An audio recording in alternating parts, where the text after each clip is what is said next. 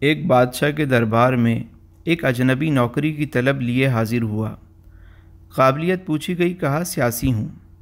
عربی میں سیاسی افہام و تفہیم سے مسئلہ حل کرنے والے معاملہ فہم کو کہتے ہیں۔ بادشاہ کے پاس سیاست دانوں کی بھرمار تھی، لہذا اسے خاص گھوڑوں کے استبل کا انچارج بنا دیا گیا۔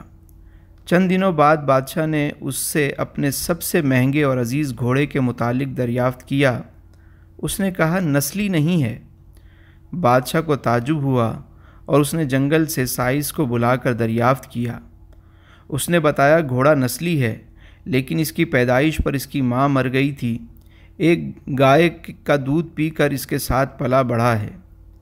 مسئول کو بلایا گیا اور پوچھا گیا کہ تمہیں کیسے پتہ چلا یہ اصیل نہیں ہے؟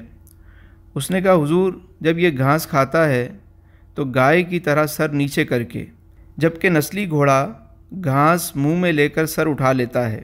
بادشاہ اس کی فراست سے بہت متاثر ہوا۔ مسئول کے گھر گھی، بھنے پرندوں کا اعلیٰ گوشت بطور انعام بھجوایا اور اس کے ساتھ ساتھ اسے ملکہ کے محل میں تعینات کر دیا۔ چند دنوں بعد بادشاہ نے مصاحب سے بیگم کے بارے میں رائے مانگی تو اس نے کہا طور اور اطوار تو ملکہ جیسے ہیں، لیکن شہزادی نہیں ہے۔ بادشاہ کے پیروں تلے سے زمین نکل گئی۔ حواس بحال کیے، ساس کو بلا بھیجا، معاملہ اس کے گوش گزار کیا۔ اس نے کہا حقیقت یہ ہے کہ تمہارے باپ نے میرے خاوند سے ہماری بیٹی کی پیدائش پر ہی رشتہ مانگ لیا تھا، لیکن ہماری بیٹی 6 ماہ بعد ہی فوت ہو گئی تھی۔ چنانچہ ہم نے تمہاری بادشاہت سے قریبی تعلقات قائم کرنے کے لیے کسی کی بچی کو ایڈاپٹ کیا تھا۔ بادشاہ نے مصاحب سے دریافت کیا کہ تم کو کیسے معلوم ہوا؟ اس نے کہا کہ اس کا خادموں کے ساتھ سلوک جاہلوں سے بدتر ہے۔ بادشاہ اس کی فراست سے خاصا متاثر ہوا اور بہت سا اناج، بھیڑ بکریاں بطور انعام دیں اور ساتھ ہی اسے اپنے دربار میں رکھ لیا۔ کچھ وقت گزرا، مصاحب کو بلایا اور اپنے بارے میں دریافت کیا۔ مصاحب نے کہا جان کی امان۔ بادشاہ نے وعدہ کیا کہ تمہیں کچھ نہیں کہا جائے گا، بولو۔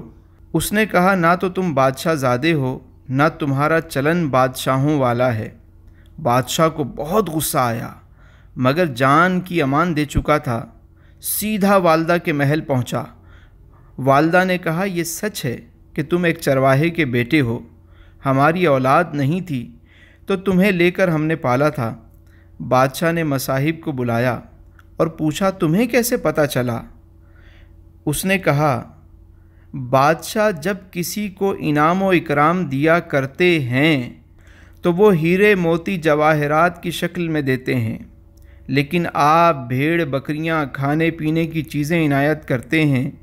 یہ اسلوب بادشاہ زادے کا نہیں، کسی چرواہے کے بیٹے کا ہی ہو سکتا ہے۔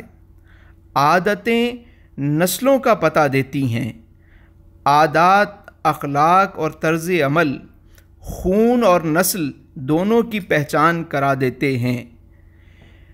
جو خاندانی رئیس ہیں وہ مزاج رکھتے ہیں نرم اپنا، تمہارا لہجہ بتا رہا ہے تمہاری دولت نئی نئی ہے۔ اور ذرا سا قدرت نے کیا نوازا کہ آ کے بیٹھے ہو پہلی صف میں، ابھی سے اڑنے لگے ہوا میں، ابھی تو شہرت نئی نئی ہے۔